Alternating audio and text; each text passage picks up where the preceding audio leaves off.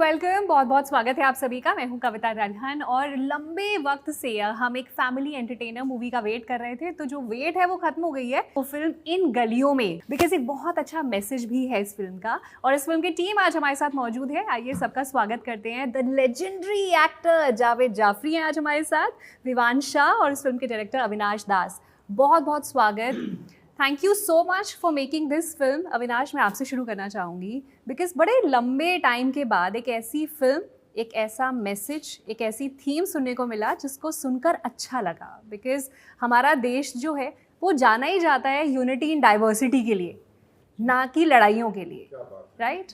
And this is what your film aims at. So कहाँ से लिए इंस्पिरेशन इस मूवी के लिए? नहीं, एक तो आपका बहुत शुक्रिया कि आपने बहुत अच्छा इंट्रो दिया हमारी फिल्म का, और हमारी फिल्म का जो एसेंस है वो आपने लगभग बता दिया।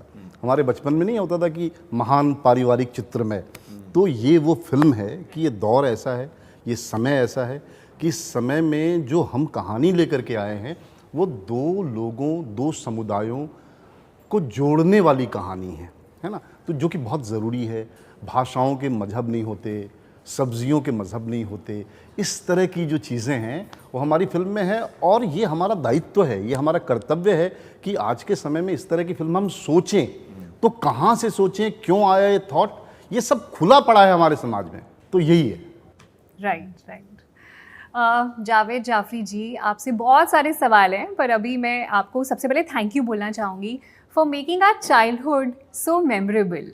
मतलब मुझे अभी भी याद है कि शाम के वक्त, आजकल तो बच्चों के पास कुछ है ही नहीं देखने के लिए और करने के लिए, बट हम फ़ोन फ़ोन में ही सीमित। लेकिन तकीशी कासल देख देख के जो हम हंसते थे और जो गुदगुदाते थे और बुगी वुगी देखकर जो हम सीखते थे और जो इंस्पिरेशन मिलती थी, thank you so much for giving us all those wonderful memories.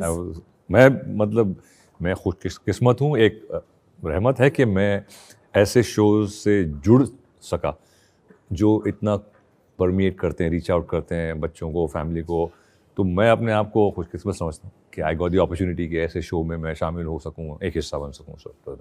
और 1985 में आपकी फिल्म आई थी बोल बेबी बोल, रॉक एंड रोल। तो रॉक एंड रोल करते हुए अब इन गलियों में ये जो आपका सफ़र रहा है, 40 इयर्स, 4 डेकेड्स, कैसे डिस्क्राइब करेंगे आप? नहीं, बहुत मैंने कहा शुक्र, हर बार जब ऑलवेज शुक्र कि जिंदा रहा एज एन एक्टर और अच्छे मौके मिले, कुछ अच्छी फिल्मों के साथ जुड़ने का, कुछ अच्छे काम करने का, तो और लोगों ने पसंद किया, तो वो सबसे बड़ी एक रहम होता है, एक करम होता है कि आपको लोगों ने पसंद किया, आपके काम को पसंद किया। आप खुद ढिंडोरा पीटे, उससे कोई मतलब नहीं ना। सामने वाले को बोलने दीजिए ना कि आपने अच्छा काम किया। मैं बोलूँ मैंने इतना अच्छा काम, तो वो मुझे मौका कभी कभी ढिंडोरा पीटना भी चाहिए। हाँ, वो होता है आजकल के ज़माने, ऐसा ही आ गया है। हाँ, कुछ दौर है आजकल का। ये दौर नहीं, ये दौरा है। दौरा है। तो ये है अब कुछ ये फिल्म। अच्छा, ना कि मैं ये नहीं कह रहा हूँ क्योंकि मैं इससे जुड़ा हुआ हूँ और उसको प्रमोट करने हम आए हैं। मैं कुछ मतलब इतनी गिनी चुनी कुछ प्रोजेक्ट्स होंगे जो मेरे दिल के बहुत करीब हैं इन 40 इयर्स ऑफ माई करियर, और ये उनमें से एक है। और क्योंकि ये इसकी नीयत बहुत सही है इस फिल्म की, जो बात कहना चाह रही है। और ये आजकल, जैसे इन्होंने कहा कि आज के ज़माने में पता नहीं, जहाँ नफ़रत ज़रा हावी हो रही है ज़्यादा, तो उसमें प्यार की, प्रेम की, जोड़ने की बातें करें, ना कि तोड़ने की बातें करें। तोड़ने की बातें ज़्यादा हो रही हैं। हम आप, सही गलत, विलन हीरो, बहुत ज़्यादा कुछ हो रहा है। तो आई थिंक ये फिल्म उनको एक जोड़ने की बात करती है, जो मुझे बहुत अच्छी लगी, और हमने कोशिश की है। उम्मीद है कि लोगों तक ये मैसेज पहुंचेगा सही तरह। एब्सोल्युटली। विवान, आपकी परफॉर्मेंस बहुत अच्छी लगी मुझे, ट्रेलर में बहुत अच्छे लग रहे हैं। बखूबी आपने जो किरदार है वो निभाया है। हर बेटे के लिए उसका पिता हीरो होता है, और आपका तो लिटरल सेंस में आपके डैड हीरो हैं। How has he influenced your acting और your approach to acting? In many ways, especially the lessons that I learned from him, because as you know that he's also an acting teacher, and for the longest time we've been trying to convince him to write a book, a textbook like Stanislavski or Lee Strasberg for future generations, posterity के लिए, ताकि लोग उसे refer कर सकें और future generation। An actor unprepared, उसका title हमने कल सोचा है, एक An actor unprepared।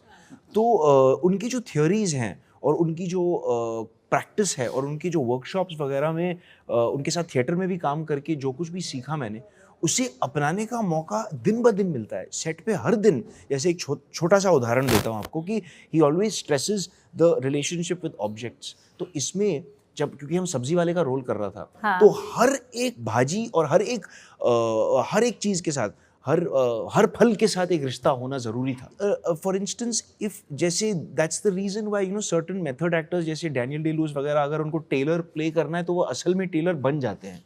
तो वो by the end of that preparation process actually एक कुर्ता शायद सिलवा पाएंगे, लेकिन हम शायद इतना प्रिपेयर नहीं कर पाएंगे, लेकिन उसकी एक माया, उसकी एक इल्यूजन पैदा कर सकते हैं दर्शक के दिमाग में। तो वो एक्चुअली एक्टर का एक काम होता है कि वो माया को कैसे सच्चाई और ईमानदारी से पैदा करना। और बाबा का हमेशा से मानना रहा है कि कल्पना एक एक्टर का सबसे, आई थिंक, बहुत इंपॉर्टेंट टूल है, द इमेजिनेशन। और उसके द्वारा हम एक ऐसे एक किरदार को जीवित करते हैं। और जैसे मैंने कहा कि मैंने इसमें एक भाजी वाले का, सब्जी वाले का रोल किया है, तो हर एक सब्जी के साथ एक रिश्ता होना ज़रूरी था, हर एक फल के साथ, वो जगह के साथ, अपने घर के साथ। तो ये सब एक्चुअली बहुत इंटरेस्टिंग चीज़ें हैं जो थिएटर में भी हम करते हैं, तो इसे फिल्म में लाने में बहुत मज़ा आता है। ये क्या है ना, दर्शक को ये समझ में नहीं आता, ये एक फाउंडेशन होता है। अगर आप किसी को एक हलवा देंगे, वो हलवा खाएगा, उसके अंदर क्या डाला है, कितनी देर तक पका है, उसकी कंसिस्टेंसी कितनी होनी चाहिए, वो प्रिपरेशन होता है। Right. वो जो खाएगा वो बोलेगा फैंटास्टिक हलवा। तो एक्टर का भी वही होता है कि जो प्रिपरेशन होता है, कि जैसे कहा ना कि किस तरह से एक्टर, वो समझ में नहीं आएगा, लेकिन एंड रिजल्ट जो होता है वो दिखता है फिर। जी, बिल्कुल बिल्कुल। आई थिंक ये बात बहुत अच्छे से समझ में आ गई। राइट। अविनाश, आपकी फिल्म के डायलॉग्स मुझे बहुत अच्छे लगे। इस फिल्म में जो कुछ डायलॉग है ना, वो डायलॉग मुझे एक्चुअली में बड़ा रिलेट किया कि हमारा देश जो है प्रणाम, सलाम और सत श्री अकाल से जुड़ा हुआ है, ना ही इंतकाम से चलेगा। हमारा देश सत श्री अकाल, प्रणाम और सलाम से चलेगा, इंतकाम से नहीं। सो ये डायलॉग्स जब लिखे गए, how involved you were there जब डायलॉग्स लिखे जा रहे थे, और किस तरह का प्रोसेस रहा? Tell us. देखो, ये तो बहुत कमाल की बात है कि हमारी फिल्म में ऐसे लोग काम कर रहे हैं जिसका इस विषय में बिलीव है ना, जो वो बोल रहे हैं सिनेमा में, वो उनका जीवन में भी बिलीव है। जैसे अगर जावेद भाई हमारी फिल्म में काम कर रहे हैं तो सोशल ओरिएंटेशन इनका तगड़ा है, सामाजिक आंदोलनों से जुड़ाव रहा है, और इनको लगता रहा है कि यार ये फिल्म बननी चाहिए। तो जाहिर सी बात है कि जब एक डायलॉग लिखा जाता है तो एक राइटर के द्वारा वो लिखा जाता है, एक डायरेक्टर के द्वारा उसको अप्रूव किया जाता है, लेकिन एक एक्टर उसको ओन करता है। तो बहुत सारे जो इस तरह के डायलॉग हैं, उसमें जो कमाल की चीज़ें हैं वो जावेद भाई ने खुद से जोड़ी हुई हैं, है ना। वो खुद बैठ करके एक चीज़ लिखा करते थे, है ना। और इस फिल्म को बेहतर बनाने में हमारे फिल्म के कलाकारों का इतना बड़ा योगदान है कि मैं क्या बताऊं आपको। पुनर्वसु एक नया राइटर है जिसने एक कहानी लिखी, और जो हमारे पास आई, हमारे पास प्रोड्यूसर आए और हम फिल्म बना रहे थे, लेकिन इस फिल्म को जहां थी वहां से आगे ले जाने में ऐसे ऐसे शेर, ऐसे ऐसे दोहे ये लेकर के, और एक समय में आकर के हमको लगा कि यार हम इसको हिंदी में बनाते हैं, हम इसको जो अवधि वाली हिंदी है उसकी तरफ नहीं ले जाते हैं, क्योंकि एक्टर्स को दिक्कत होगी। बम्बई में पले बढ़े एक्टर्स हैं, बम्बई की ज़बान में रमे हुए एक्टर्स हैं।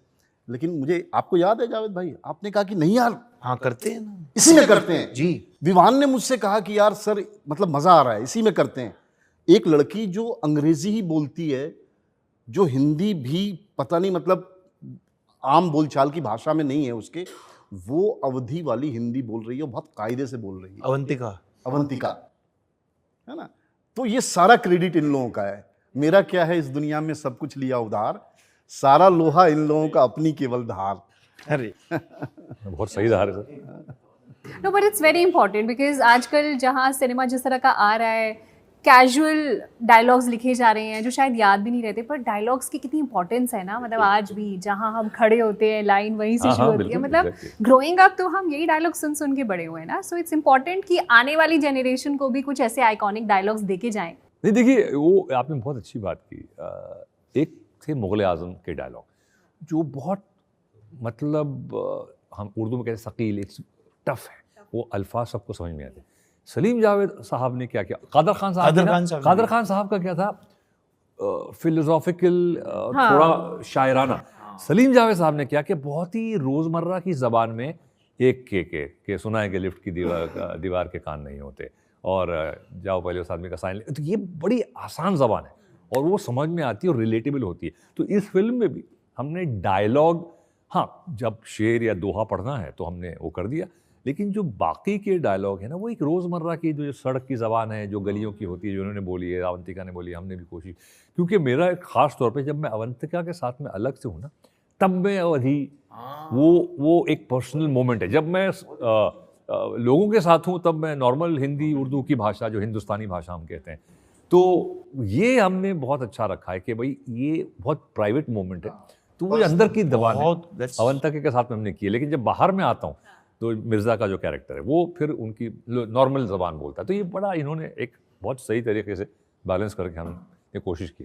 एंड आई एम श्योर ये भी जो मिर्ज़ा का किरदार है, ये उन किरदारों की लिस्ट में ज़रूर शामिल होगा जो आपकी आइकॉनिक कैरेक्टर्स रहे हैं। I want to talk about that. जो मानव का किरदार है, मेरा बेटा 14 साल का है और उसने धमाल शायद 1400 बार देख ली होगी।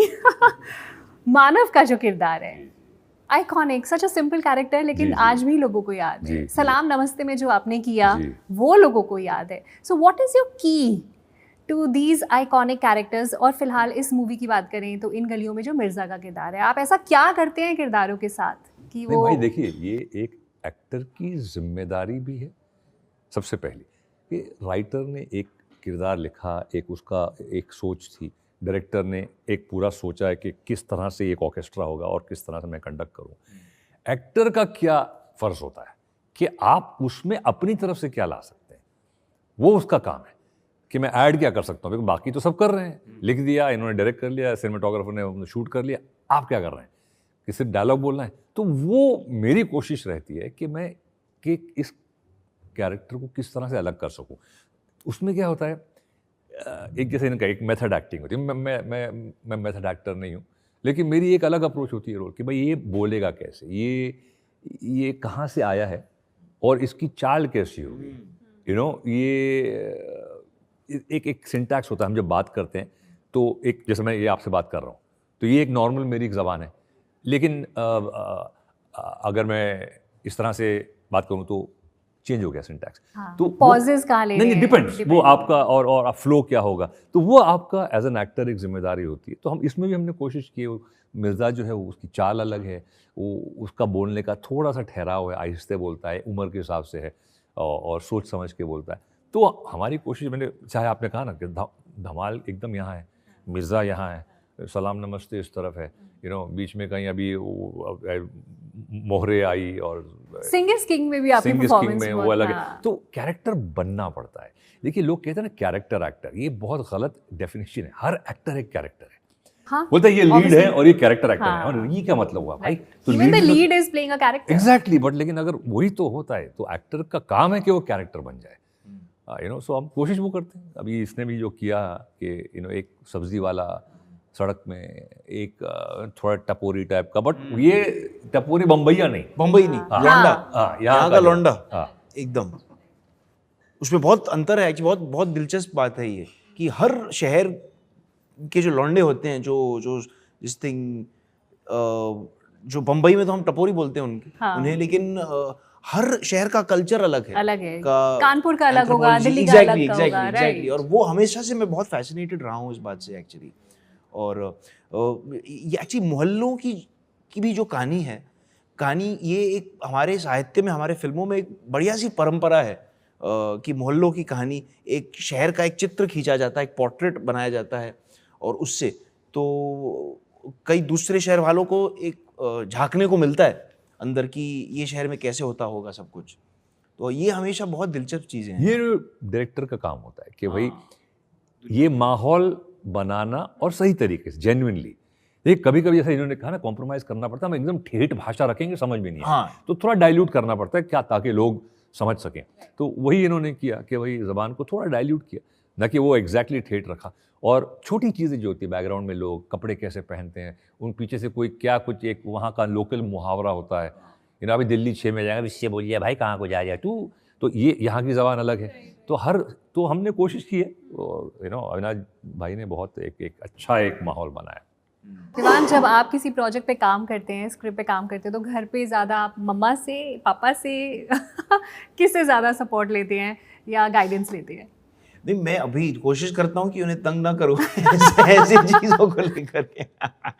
नहीं कि पूछने का मतलब है, हाँ, कि मतलब वो नसीर कि साहब आपके बाबा है तो उसका क्या नहीं, फायदा वो- मिलता वो है? नहीं नहीं, अब हाँ अच्छा, नहीं कि मैं बोल रहा कि क्या मदद लेता हूँ कि लाइक जैसे एग्जाम के पहले जब हम पढ़ाई करते हैं तो पेरेंट्स से थोड़ी सी हाँ, मदद because ले लेते हैं, आपके वैसे नहीं। मॉम एंड डैड अभी को मैं- स्कूल ऑफ एक्टिंग कहा जा सकता है। दोनों अपने आप में इतने लेजेंडरी एक्टर्स हैं, लोग उनकी परफॉर्मेंसेस देखते हैं, they try to enact and copy them. So आप कैसे करते हो? कहते हैं ना, मतलब टीचर का जो बेबी बच्चा है स्कूल में, वो जी। उसको किस तरह से, वो कैसे तैयारी वो करता मैं है? पहले बहुत किया करता था, अभी भी थोड़ी सी जब समझ आ गई तो अभी इतना उनको पूछना ना पड़ा, लेकिन ऑफ कोर्स पूछता हूँ जरूर। और कहीं कभी अटकते हो कभार- तो पूछते हो? जी, कभी अटकता हूँ तो पूछता हूँ। और अब कभी एक ऐसा ऑडिशन है जो हमारे थोड़े से समझ से बाहर है और काबिलियत से बाहर है, तो तब मैं थोड़ा सा मदद और सलाह लेता हूँ उनसे।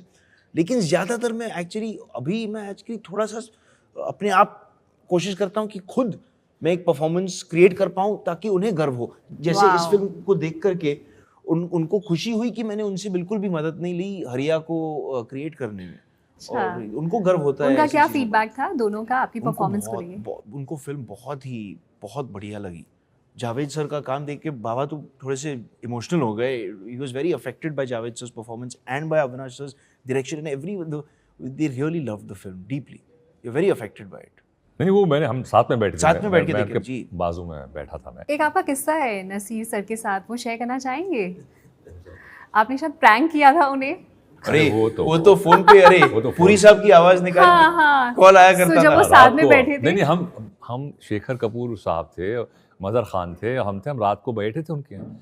तो ऐसे ही मजाक में तो कहा कि नसीर भाई को फ़ोन करते हैं, और मैंने अमरीश जी की आवाज़ में नसीर भाई को फ़ोन करके कुछ ज़रा थोड़ी मस्ती की। और तो नसीर भाई उस वक्त तो अभी तक ये बात को हो गए हैं करीबन, आप समझिए 30 साल। Oh my God. Okay. और आज भी हाँ, और आज भी जब हम बात करते हैं नसीर भाई तो हम ओ भाई नसीर।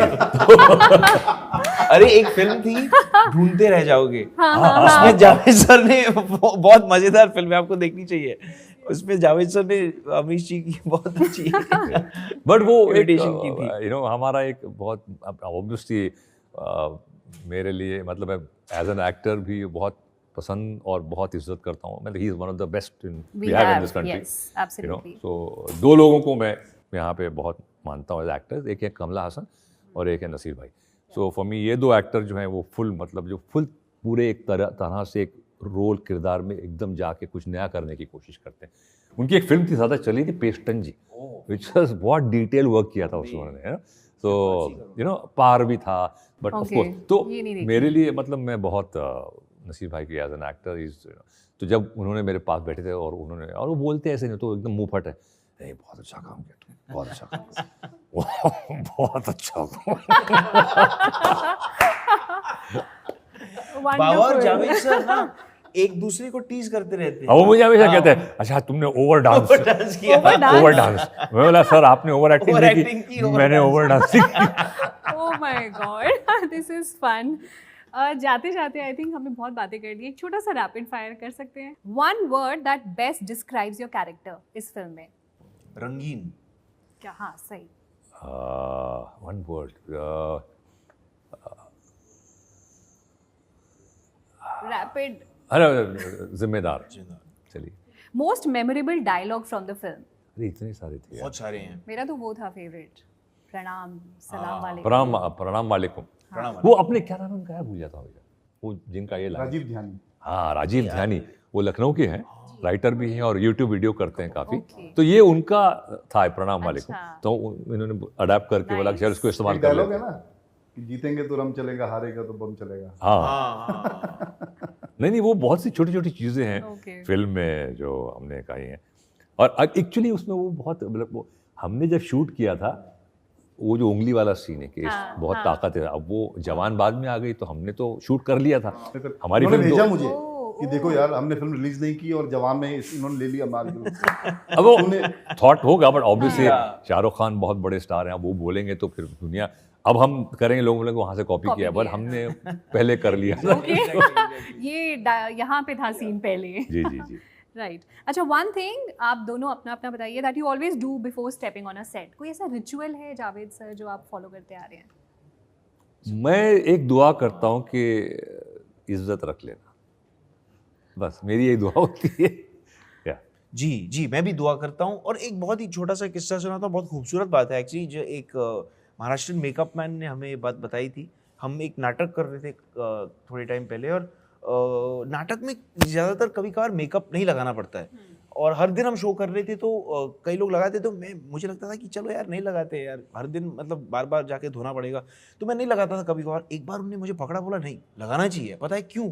क्योंकि उनका एक रंग देवता करके एक है, कि उनका जो मानना एक फिलॉसफी है कि आप जब अपने आप को दुनिया के सामने पेश करते हो तो आदर सम्मान के द्वार से अपने आप को थोड़ा सा सजाना, मतलब सजाना नहीं चाहिए, सजाना शायद रॉन्ग वर्ड है, लेकिन एक there is a sense of presentation and to put a little bit of रंग, to put a little bit of colour on yourself, to go नहीं, बिफोर द आप वर्ल्ड। किसी की शादी में जाते हैं हाँ, तो आप संवर के जाते हैं। exactly. आप किसी के फ्यूनरल में भी जाएंगे तो आप एक किस्म के कपड़े पहनेंगे, एक आप कि हम रिस्पेक्ट कर रहे हैं जहां हम आ रहे हैं। एग्जैक्टली, तो रिस्पेक्ट। जब आप एक मंच पे आते हैं तो एक वो इनकी तरफ है कि वो एक रिस्पेक्ट है कि भाई यहाँ इसका एक रंग है, कम लगाइए ज़्यादा लगाइए वो अलग बात है, बट एक रिस्पेक्ट दिया आपने कि नहीं इसका एक हिस्सा है ये। एक हिस्सा है जी। चलिए थैंक यू सो मच, बहुत अच्छा लगा आप सबसे बात करके and best wishes to the film. Film छोटी या बड़ी नहीं होती, फिल्म अच्छी या बुरी होती, और ये बहुत प्यारी अच्छी सी फिल्म है, और हमारी ये इल्तिजा है एक कि आप लोग देखें और ऐसी फिल्मों को प्रोत्साहन दें, क्योंकि जो तोड़ने की बातें करते हैं, नफरत की बातें करते हैं, वो तो हैं, चलती हैं, लेकिन ये कोशिश है जोड़ने की, तो आप भी जुड़िए। और ऐसी छोटी फिल्मों को हम बॉक्स ऑफिस सफलता की बात नहीं कर रहे हैं, हम ये बात कर रहे हैं कि लोगों तक पहुंचे और ज़्यादा से ज़्यादा लोग देखें। और जब आप थिएटर में आके देखते हैं ना तो एक रिस्पेक्ट होती है, जैसे मैंने कहा कि रिस्पेक्ट, कि आपने इस फिल्म को रिस्पेक्ट दी कि नहीं अच्छी नीयत की फिल्में देखनी चाहिए। सो प्लीज़ देखिए। Thank you so Thank much, thank you.